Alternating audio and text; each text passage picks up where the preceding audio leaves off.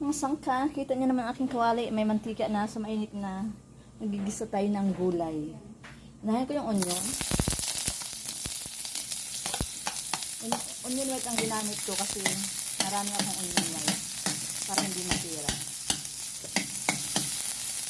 Gisa ko lang saglit. Alam niyo ba ang lulutuin ko? Lagay ko na rin yung bawang.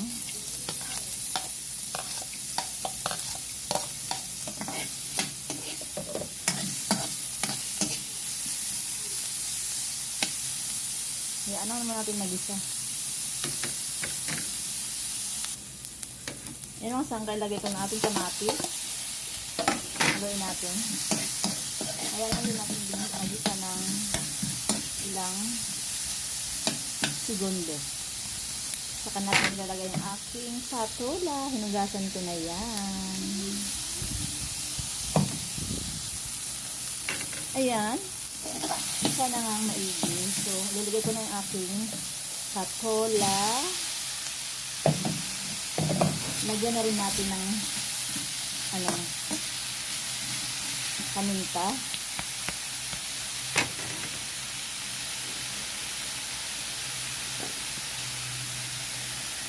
Lagyan ko na ng kunting paminta. Pino gamit ko.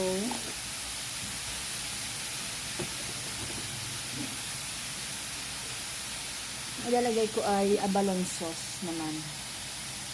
Abalone sauce. Hindi ko sa mga sangkay lalagyan ng tubig. Hayaan ko siyang magtubig. Kasi ang patola ay kusang nagtutubig. Tatakpan ko lang. Siyempre nasa mahinang apoy tayo. Takpan natin. See you later. Silipin natin ng sangkay. Charan, tingnan nyo ng sangkay. Oh. Kusa siyang nagtutubig. Walang takip to kaya ginamit ko yung takip ng aking kasirulang malaki. Lagyan ko ng chicken powder. Kunti lang.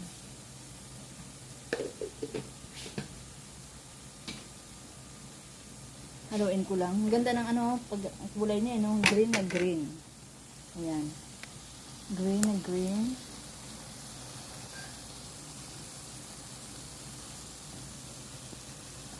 Maganda dito. Green na green ang patola ko. Mix ko lang.